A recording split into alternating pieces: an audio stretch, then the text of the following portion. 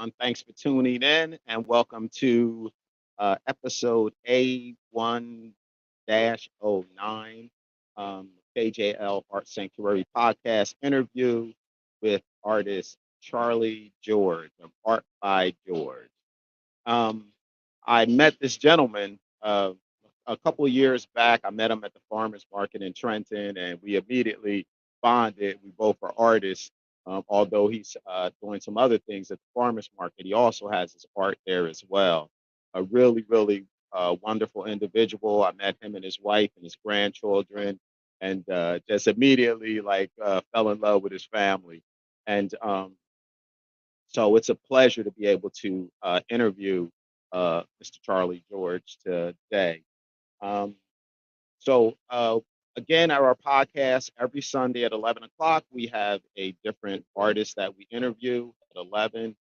We also have art history, and I'll be doing gallery and museum tours that we will also have as well.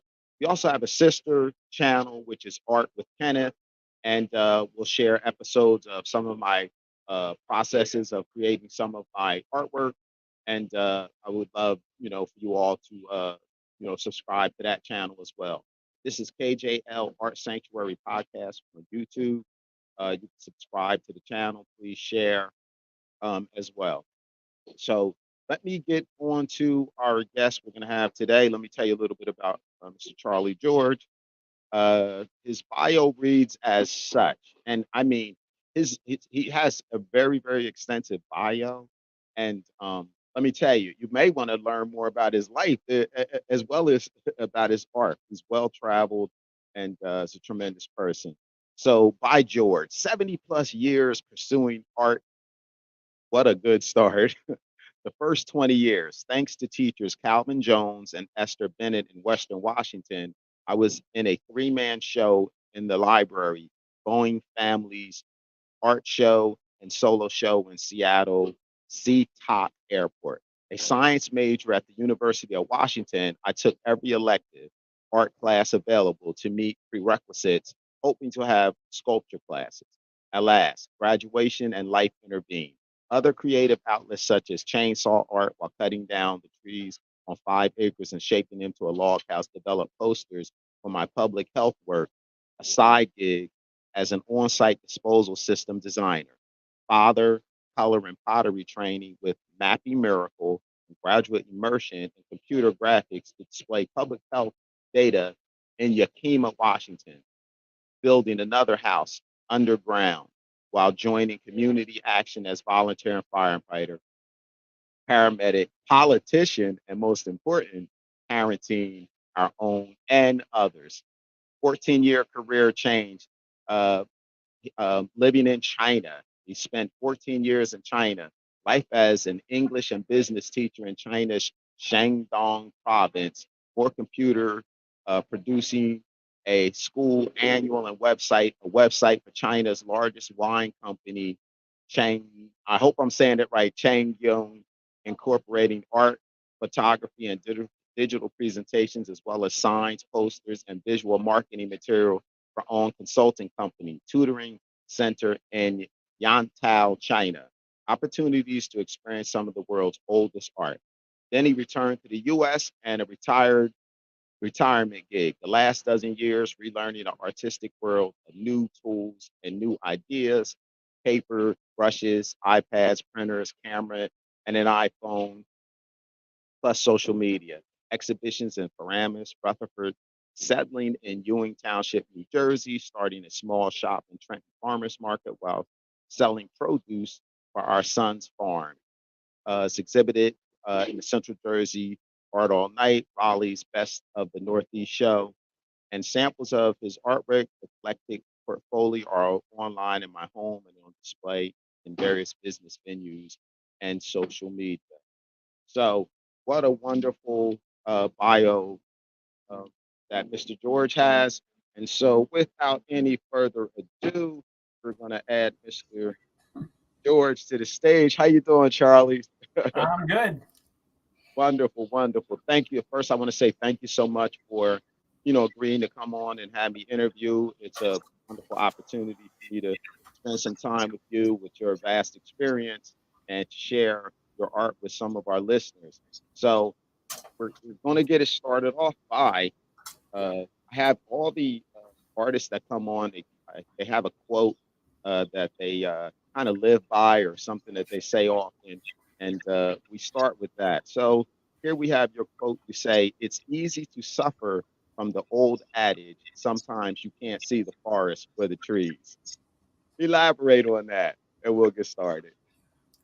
Well, whenever you try to make a piece of art, you're of course trying to make something that you say, but a lot of times you're also you've got some little, especially with technology, some little hook that you're trying to get away with, or try to make work in the technology kind of drawing, or even in sculpture. Any of those things, you get tied up trying to make things look a certain way, and you focus on a little part.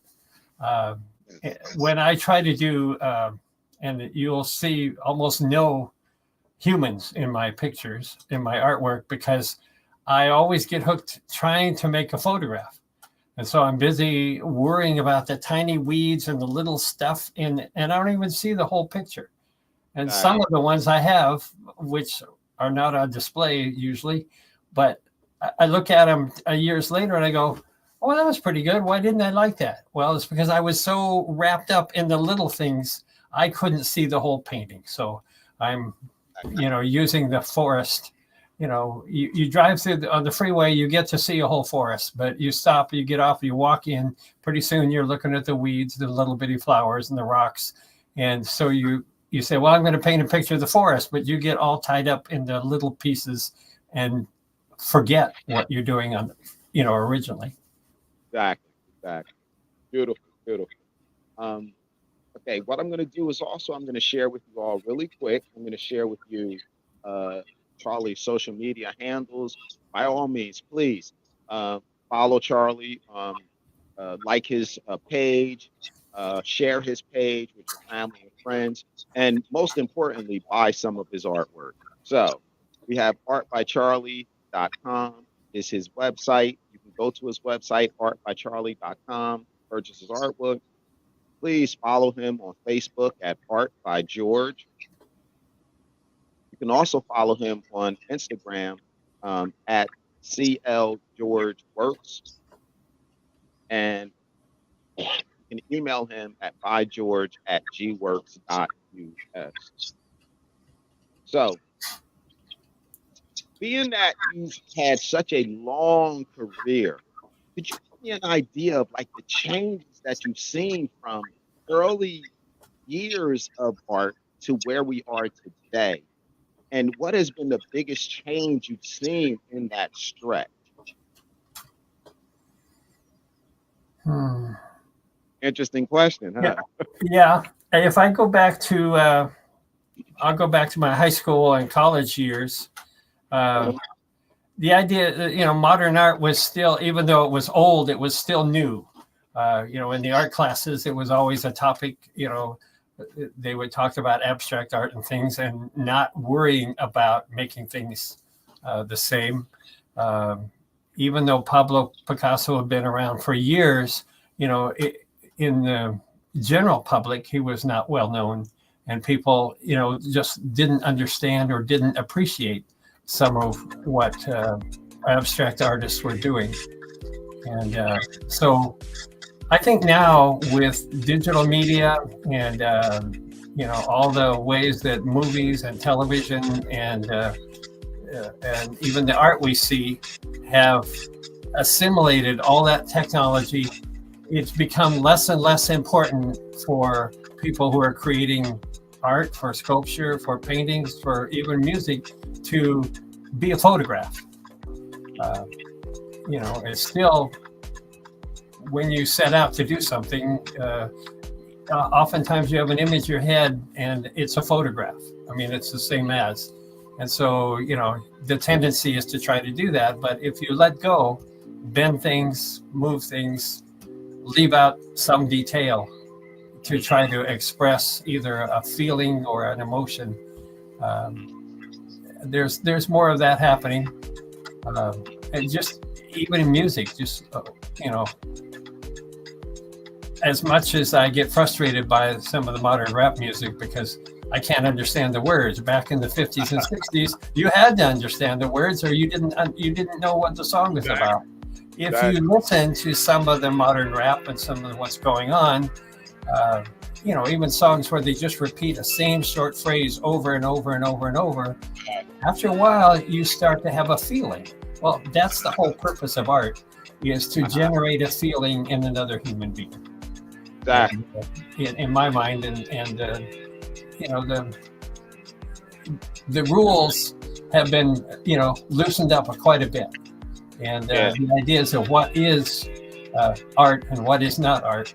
I'll tell you a little story about me. When I didn't practice art on any kind of full-time basis. It was always an adjunct to my other careers. And so when I came back and retired, I sort of felt I was maybe a pretender. I was doing artistic things and made, in fact, several hundred pieces. But I was always surrounded by, and I'm from the West Coast, so we moved to the East Coast, so it's a totally different environment. And, the real artists are all around me, right? But I'm just a pretender. And I had the opportunity to visit a lady in the church that we were going to. She was in a nursing home sort of thing, had a lot of problems breathing and was on oxygen. But she had done a lot of really great artwork. Some of it was in their church that we were there. And her husband was a well-known artist, throughout the 50s and 60s and 70s in New Jersey area. And I expressed something about it, and I asked her to look at some of my art on my iPad. And I said, I feel like maybe I'm not really an artist. And she looked and she said, "You're really an artist." So I decided, she gave me the blessing, as it were, that I could call myself an artist. Absolutely. Hey, sometimes we need that little nudge, that little encouragement from someone else to let us know that you are valued and your artwork is valued as well. Yeah. So, kudos to her for being encouraging. And I'm embarrassed that I can't recall her name at the moment. I should. I was going to try to get in touch. We've moved away, and we haven't talked to folks in that congregation for almost 5 years, and so I have lost touch. What medium do you normally work in? Do you have a preferred medium, or what's your preferred medium? Well, I aspire to sculpture, and I did get to play with a few things in the past, but it was always too expensive. I still don't have a kiln. I don't have a potter's wheel. Those are all toys that I'd love to have, even though I have all these other electronic things. So I pursued watercolor. Again, I didn't do oil. I lacked the patience, where you paint a little, wait for it to dry, paint a little, wait for it to dry. Yes. And watercolor is fast. You can see your results. You can make your mistakes and know about it right away. Exactly.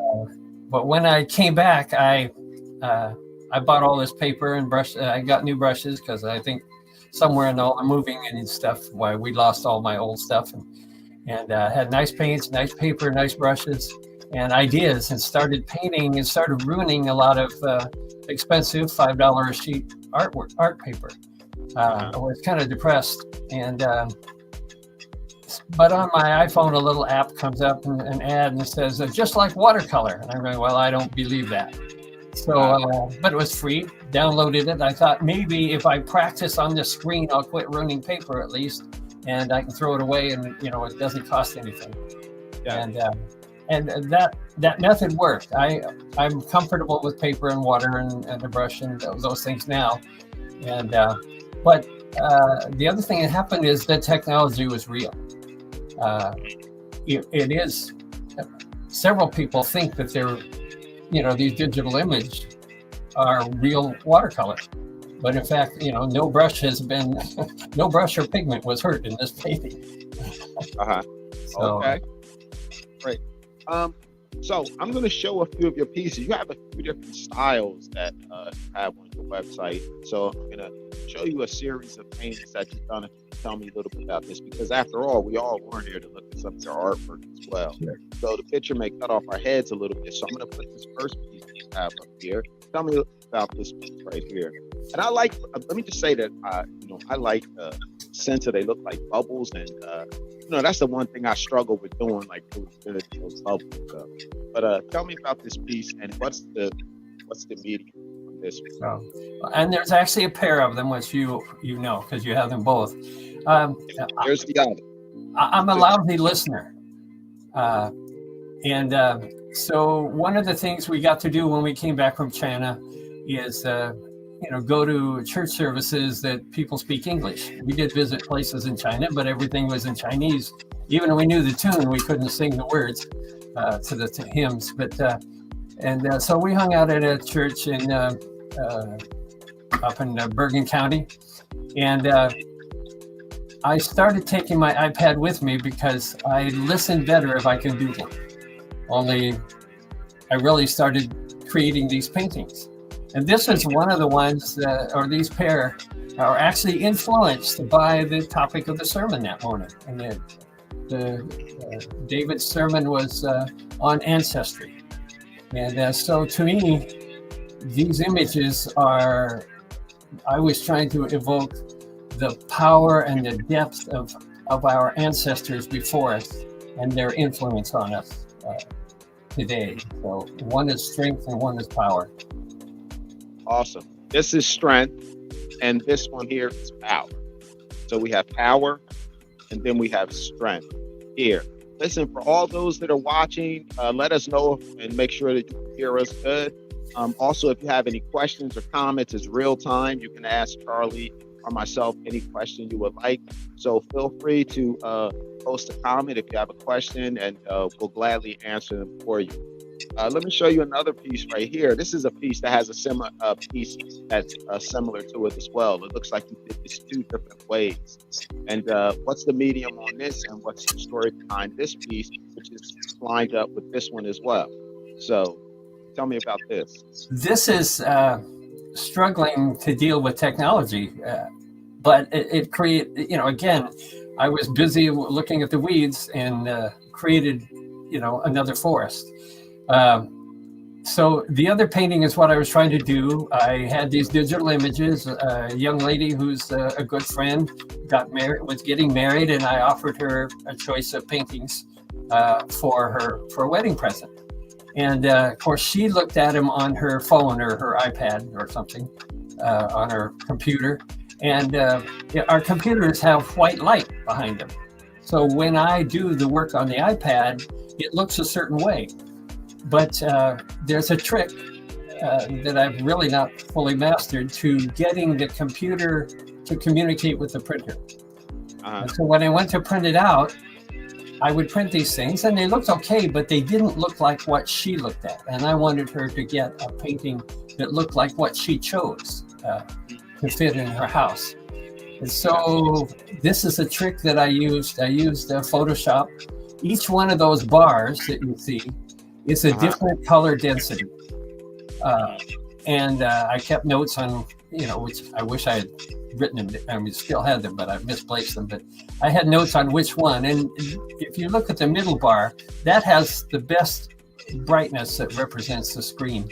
And so the painting that she received was actually printed using that setting. But the image, when I hung it on the wall to look at it and try to decide what was the best match for the screen, I like the whole thing. So it's got its own name and it's a separate piece. Well done. And this is looks like the other piece that, goes in two different ways. Then you have this piece here, which is kind of similar to those, slightly different. So these 5 images I've showed are all similar in style. And I'm going to show you another style. So tell me about this piece, and then we'll break away from this, come back, talk a little bit more, and we'll come back and look at another style of painting. Okay. Well, this is a little more of a realistic painting. We had been up to the Leaf, where you look at the colors and stuff and go up in the mountains. And this is the same as I've seen in the mountains in the west. And so I'm thinking of forest in the foreground and the blue mountains in the distance. I put it in an auction at the church. They could choose, and I really didn't have much about the title. People just picked out what they liked, and one couple bought this. And what I learned is I shouldn't really be too specific about naming them.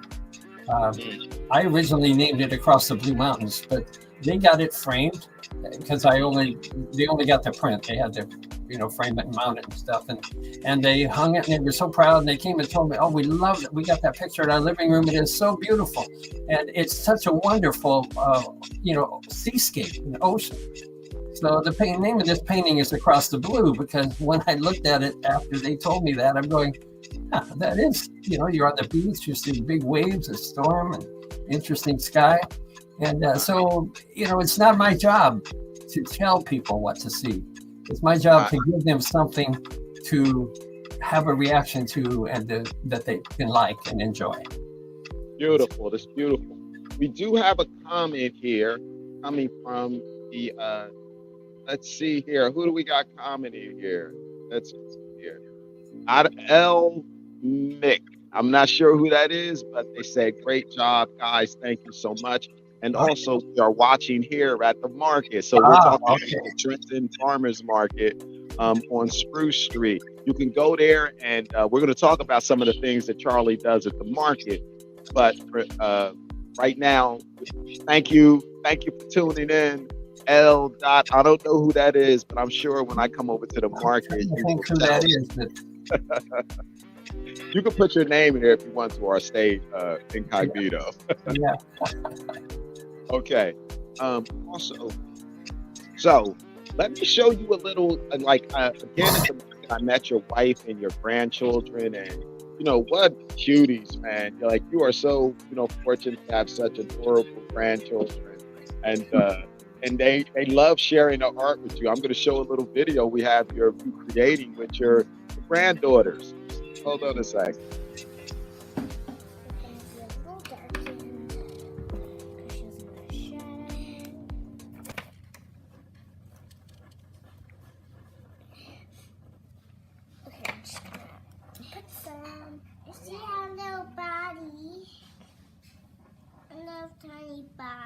Oh, yeah. Well, it's those wonderful eyes and face. It's what's most important, so that's the biggest, right?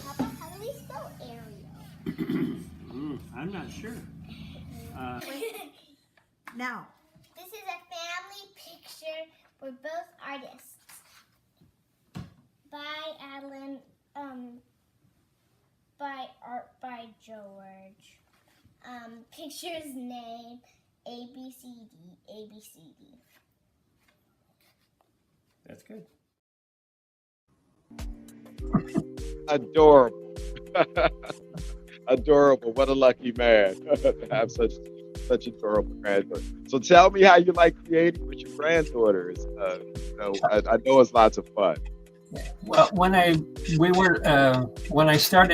got back from China, we were living in the same house with the kids, actually with just Adeline at first, the older one. And I would want to do some art, and she would want, of course, to do with you. So then I ended up, we created an activity called Addie and Papa Time. And in the beginning, I had a notebook where you could just flip the pages. And so Addie would draw on the first page, and then she'd pick the topic or what we were trying to do. And then I would draw an image on the second page. And then the next time, we alternated. So I have a whole notebook of these alternating paintings. And now we've graduated to bigger notebooks. And that first one, I required pencil. I was trying to have her, focus on that. But now we've added color and other things. And they also I have a channel in my iPad where they're allowed to create art. They have their own, folder, so to speak. That is so beautiful. But my goal in that is that they have less, they reach art, assuming they want to keep doing it. They have less baggage and less rules to follow. That they, That whatever they create is theirs, and I display their art just like I display mine. Beautiful. We have a comment from Susan Specca. I hope I'm pronouncing your last name right, Suzanne Specca. She says, I'm watching. How you doing, Suzanne? And then we have another comment here from Evelyn. It looks like it's Evelyn True. I don't know why I'm trying to sit here and act like I, can see without these darn glasses. Well, you do know Evelyn. Yes, I know Evelyn. In the booth across from us, the famous. I know she is. I'm waving over at Evelyn right now. Yeah. Thanks for tuning in, Evelyn. Really appreciate it. Okay, so let's get moving along here a little bit. What I'm going to do is, again, I'm going to show you Charlie's social media handles. So you want to follow, tune in, his website, artbycharliegeorge.com. Just don't go to his website. Support this artist, purchase some of his artwork. Facebook, Art by George. And then on IG, we have CL George Works on Instagram. And then his email address is bygeorge@gworks.us. Again, so we're going to come back. Let me ask you this. Where do you find your inspiration for your artwork? Like, and do you ever get in any, like, some people say they have these artistic blocks, but where do you find inspiration? How do you handle what quote unquote art blocks? Well, I need a little peace and time. I get things out of the blue, ideas. I was looking at my art and cleaning up in the market yesterday, and I suddenly had an idea how to do another kind of piece. You'll have to wait and find out about it, but it's just ideas come, and I look around me and see things. I come kind of from a photography background. My mom was a photographer, and her dark room was in the back of my bedroom, so I had access to use enlargers and doing things. That's why I knew how to play with that print earlier to create test strips, so I just something's an idea I like will get tried on something, a sketch or something. And it's really interesting to me when I go back to old stuff and sketches that are sitting in boxes that I haven't looked at for 25 years. I'll be amazed at how some ideas keep coming up and are an inspiration again. Beautiful. How do you balance your time with your family? Where do you find the time to create? Because obviously you got your grandchildren, how do you balance time doing that? It's difficult, and I will admit the art time has suffered. We needed to move down by the market, and so a whole bunch of time went into shopping for houses. And I have a ton of pictures that are potential from other people's houses and yards and things that we liked that might become part of artwork in the future. So I have my eyes open, but I'm busy with other things. And of course, in the market, customers come first. And why are we in the market? Well, you help your kids. I mean, you do the same thing, I know. The trick is you got to do what you have to do for your family. And we're the spare, babysitters for the little girls. And of course, that's a fun time, and they come to our house. So when they're at my house, we're doing art as a project together. And I've done a couple of pieces with the girls that are, I may try to reproduce or do something with later. But usually I'm more in a supervisory, supportive mode there. So, try to get projects done. And speed up, be more efficient and have time to sit and think. And, one of the things we're going to do this winter is our son informed us, the son and daughter-in-law told us that we are closed at the farmer's market for the month of January, after Christmas and until February 2nd. So we apparently we were told earlier, but we missed the hint or the clue. And so it was a big surprise. Recently, we're going, oh, we don't have to work on all those weekends. And Wow. so that'll be kind of fun. Okay. You know, That's beautiful. At the farmers market, Charlie sells his artwork as well at the farmers market. So if you're in the area, it's on Spruce Street. What's the number there? I think it's, what is it, 960? What's the address? Actual address? I don't have it. I'm thinking 916 or 960. Yeah, but I it's should on know that. Spruce That's a shame. Market.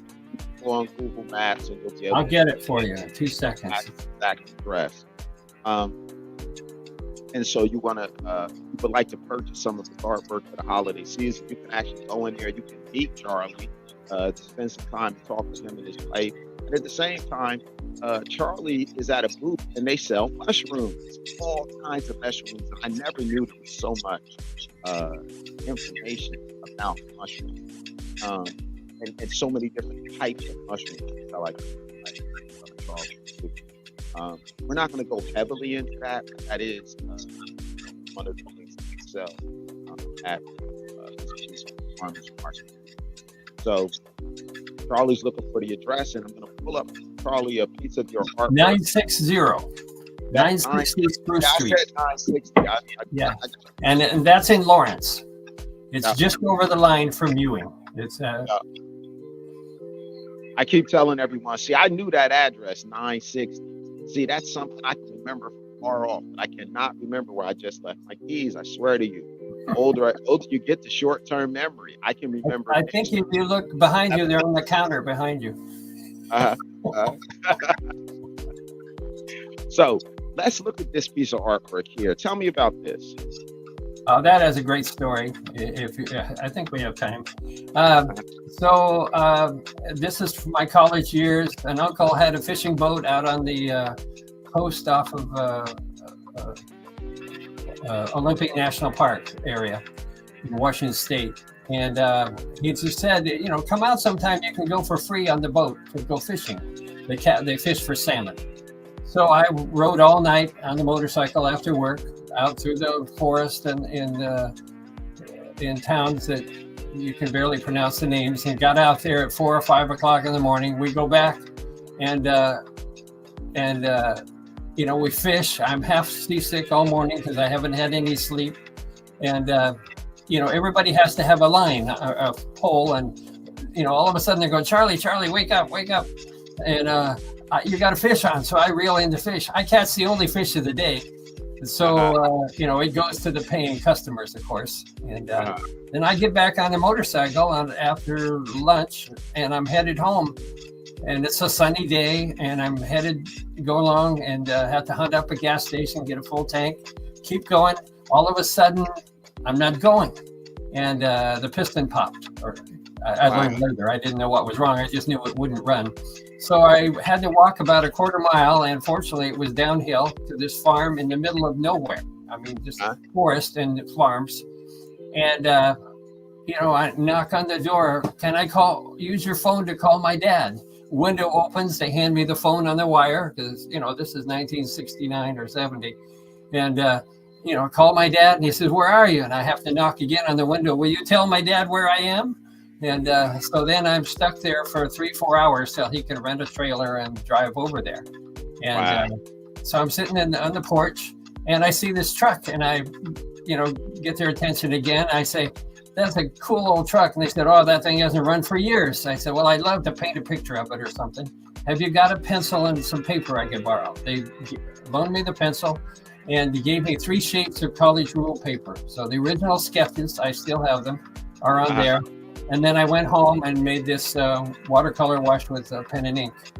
And it's been a real popular image in my shop. It's paid for itself several times over. Wow. Okay, we have this. Here's another style of artwork that you're doing here. This is what you have to do when you're in a hurry. Again, this is back in the church. I had this bright idea that it'd be cool to make a painting of the choir when they get up to sing. And this small church, the choir only sings once a month. and they practice all month, and then they get up and they sing an anthem. And it's 3 minutes long. Wow. It's hard to do. So you don't have much time. So there's several. This is the third or fourth try where I was waiting and ready for the anthem, to try to do it.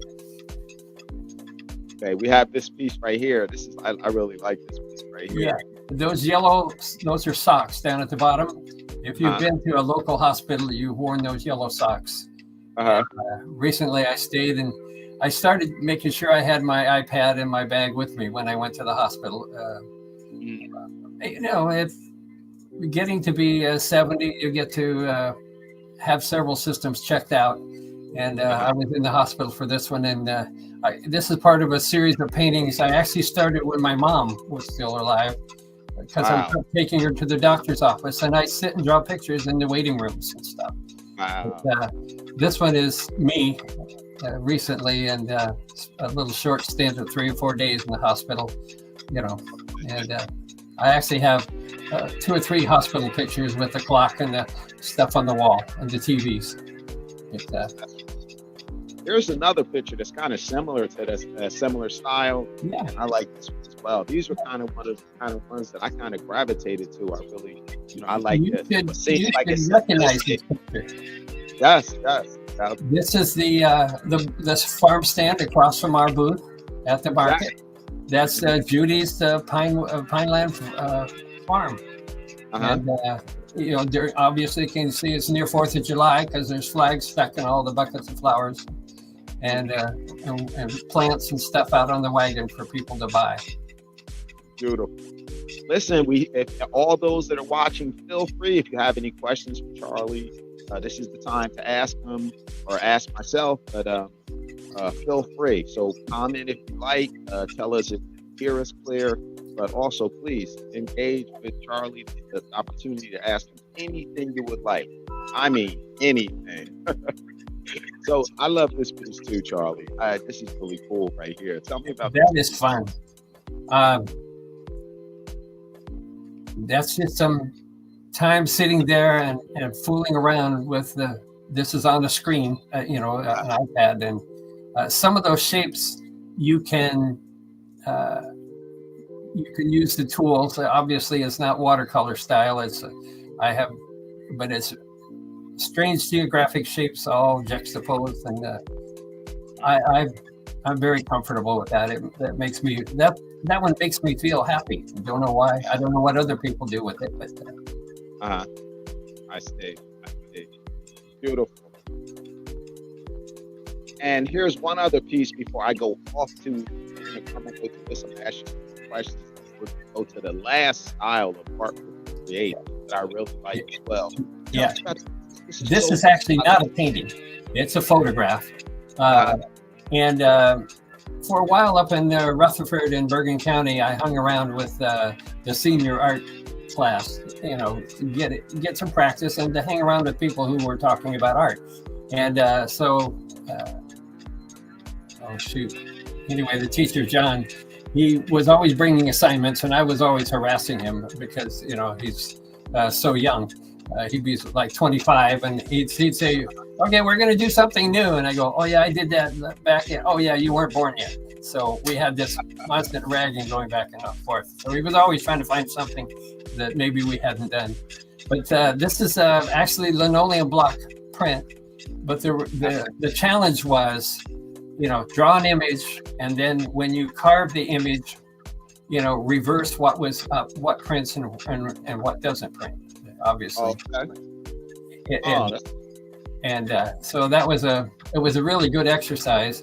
But it's also the kind of thing, I've done pencil drawings, where I made, a line and divided it half and half. And so the original is actually only about 4 by 6, but, the print turns out really nice. So. Tell me, how has, with the age of social media, how has it helped you? Have you been able to, how has social media helped you?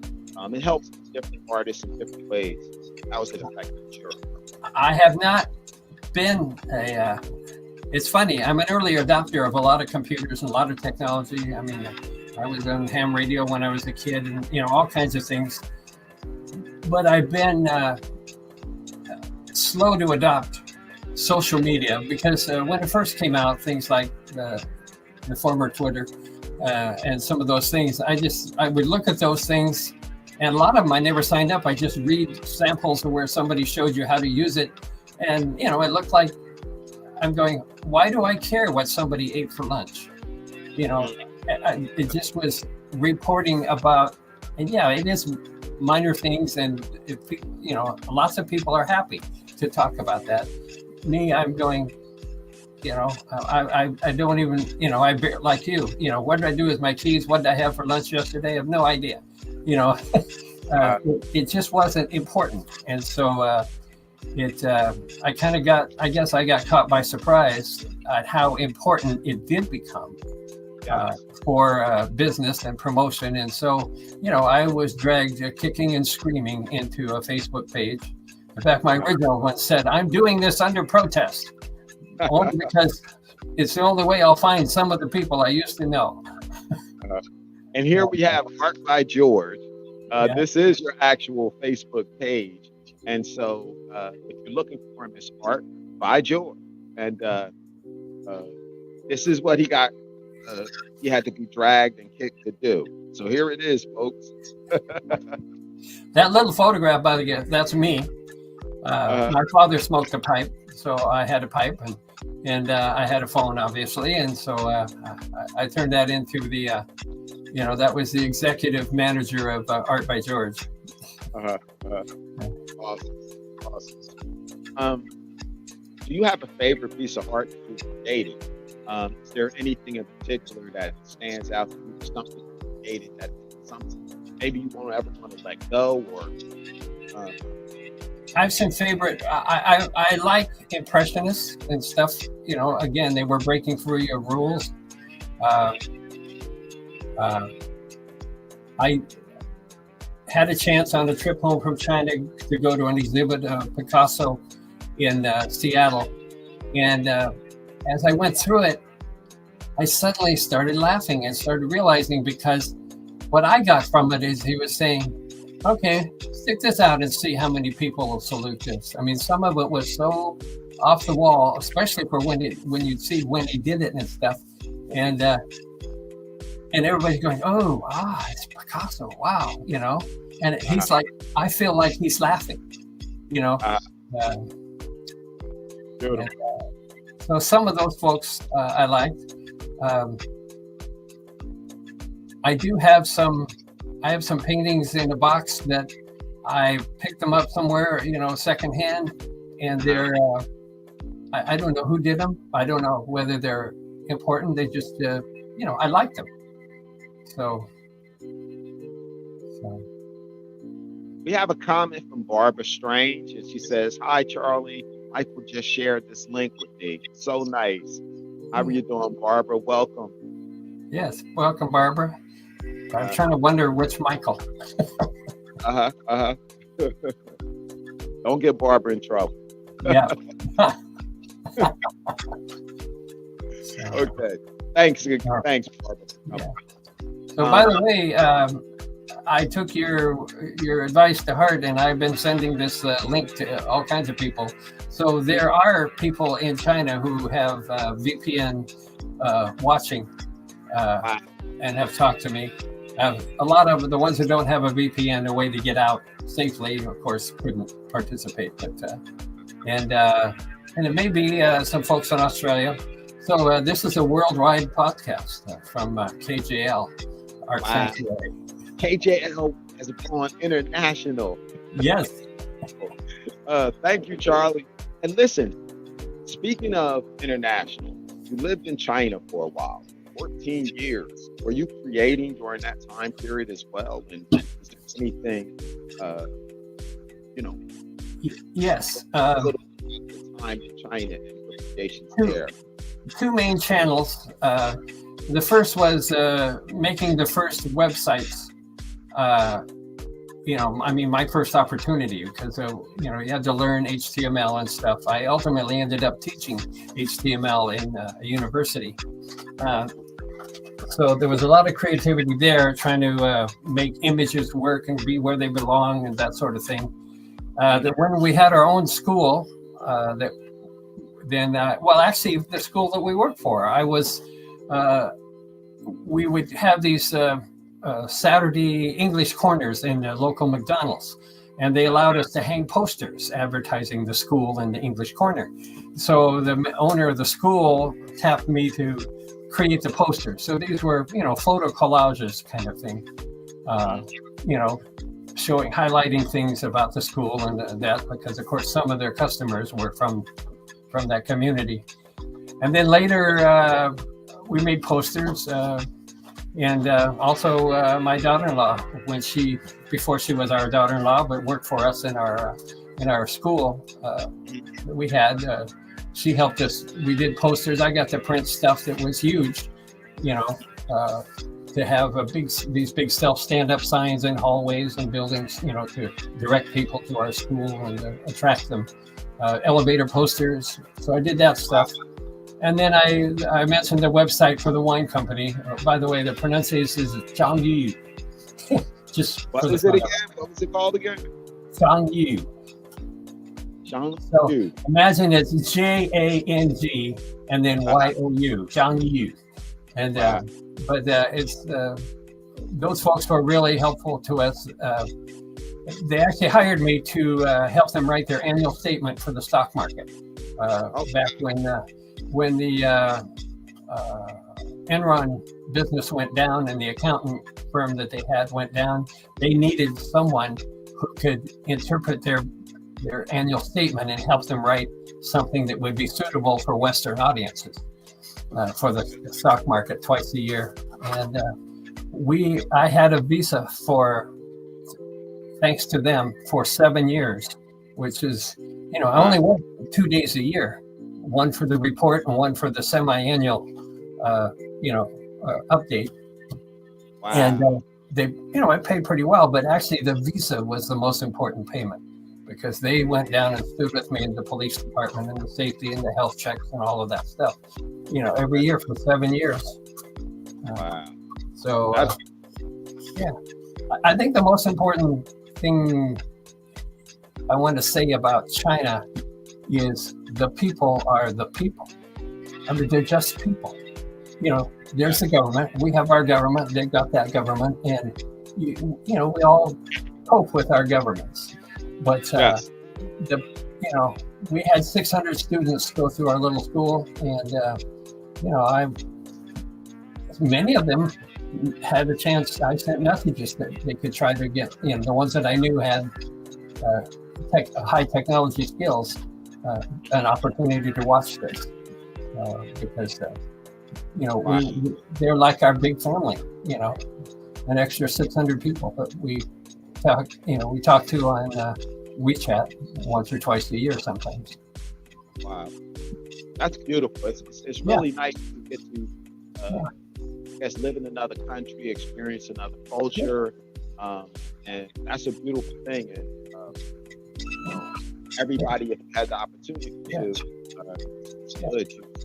visit other places, other countries, learn other cultures. We were treated very well by the people. The government is, governments have to be firm and follow the rules, whatever it is, the same man who gave me my visa every year, ultimately, when the rules changed, came and arrested me. I hadn't changed anything, and he was very sorry, sympathetic. He tried to find us other jobs, so that we would stay longer and that stuff. We were actually near the end of our time anyway, basically. So we sold our business to someone who worked for us, and it's still going. It was called Kathy's Tutoring Center for English, and it's still in business. Wow, that's beautiful. So you were there. You created this studio. You only had a certain amount of time with your visa. Once that was up, they just shutting you down at that point. And what it was is we were the sole owners of this business, and we in the eyes of the law, we had transitioned from a tutoring center that had no regulation to a school which had strong regulation, and schools could only have 49% foreign interest or ownership. So you had to have 51% Chinese ownership. And we just made it 100% Chinese, because we were ready to return. We'd been there 14 years. And, Wow. So, What an experience. yeah. So let's get back to some of your art, though. We don't want to forget that. Yeah. Tell me about these pieces right here, because So in my notes, I told you that sometimes you have accidents. This is one of my few oil paintings. And it's actually, the original is sitting here right behind me. Maybe if you want, I can try to. Go ahead, bring the original up so we can take a look at it. Yeah, let's see if I can. Oh boy. Okay. I love this. I love stuff like this. I love the frame that you have on it. It reminds me of stuff that Purvis Young does, where he would paint different types of wood to create the frame. First is, I could barely afford oil paint. So I only had a few colors, a half a dozen colors. And I couldn't afford, but I went to, it was called Seattle Art was the shop. I'm sure they're not in business anymore, but they had a sale. And so I was able to buy some pre-stretched canvas, which I'd never had. This is the only, in fact, this is the only pre-stretched canvas I've ever painted on. And you know, I had it in my room, and I had this idea I was going to do kind of a geometric shape, you know, in 2-point perspective. So and you can see the box that's really that. And I kind of had these lines on there, and it just was not, it stopped talking to me. It wasn't doing anything. So I had at that sale, I had a whole can. It was about almost a pint of white gesso. I thought I'm just going to paint it over and start over. So I smeared it all on. I used a palette knife, you know, to spread the gesso. You know, it's like spreading jelly. And but of course, you know, you don't apply evenly when you're using a palette knife. They're flexible and stuff. And so a few places, you know, clicked through, and of course pulled up some of the color that was underneath. And so then I'm trying to move it around. I'm going, oh, well, maybe that's sort of like a fire. And so from then on, I go, oh, I know where that is. And so it turned into, if you look closely, well, if you can see closely, it actually says JCPenney on the building. This is an imaginary fire. The building is still there and healthy, but I painted the fire that burned it down, along with the fireman that rescued it. And this is in 1965 or 6.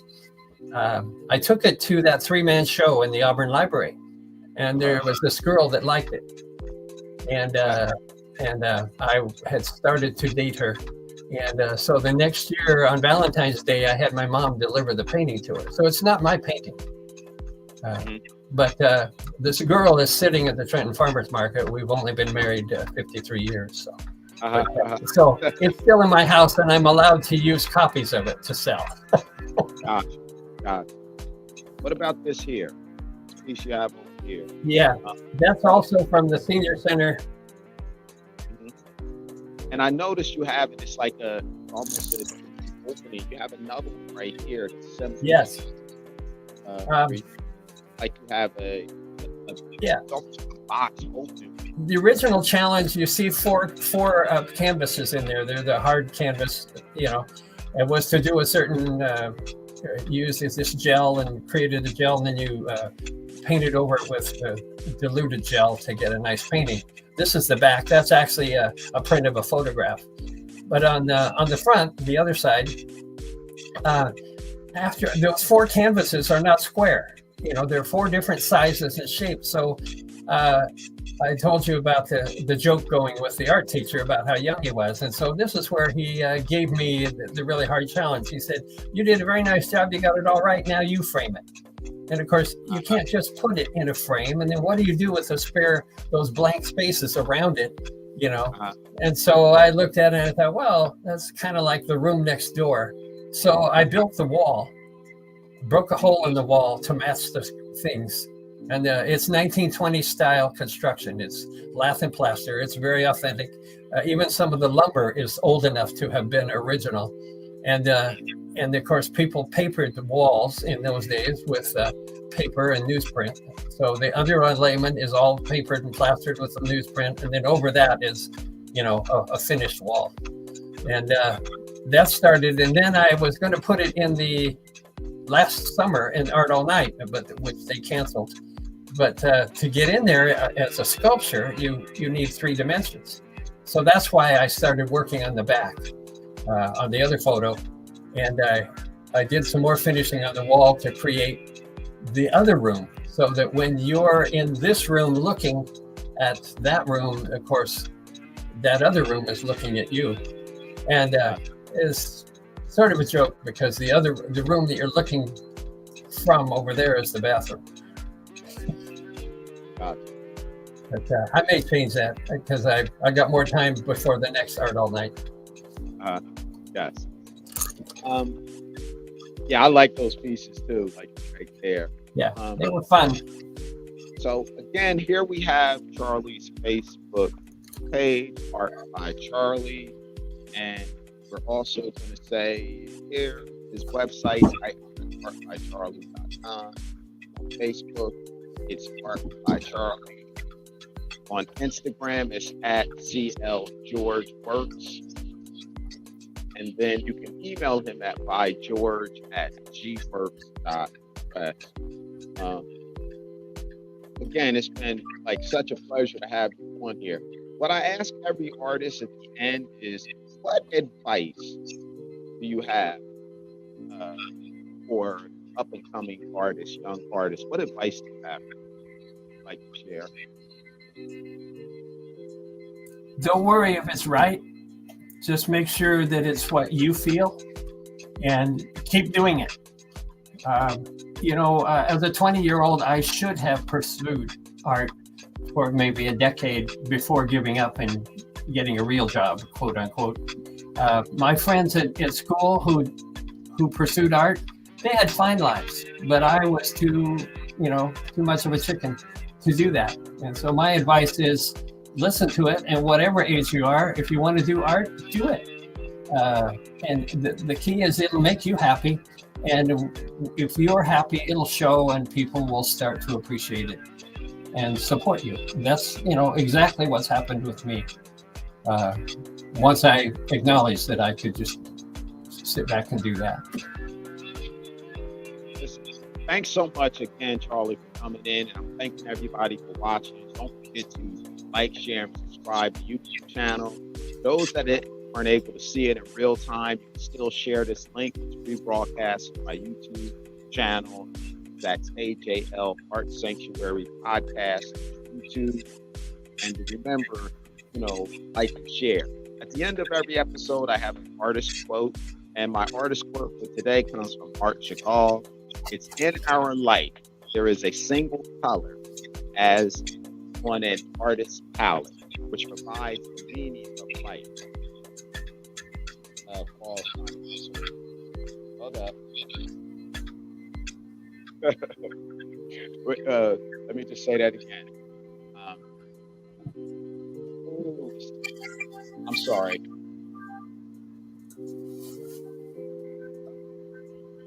All trying to come in almost knocked me out.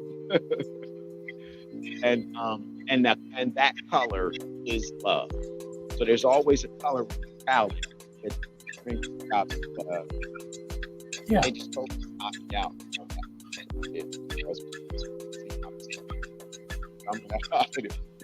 But anyway,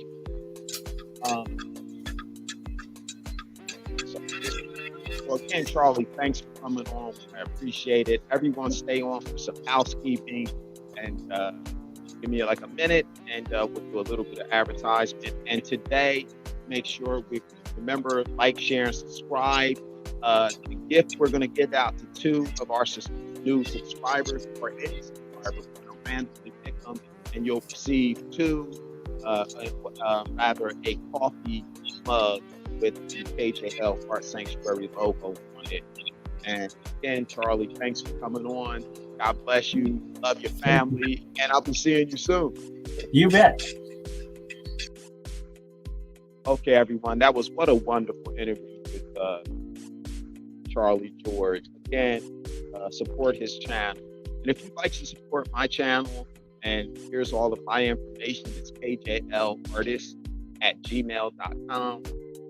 And then we have KJL Art Sanctuary.com is my website. And then we have at KJL Artist on Instagram. Then if you'd like to support us, the ticker you can see here, we're Cash App at Instagram.com.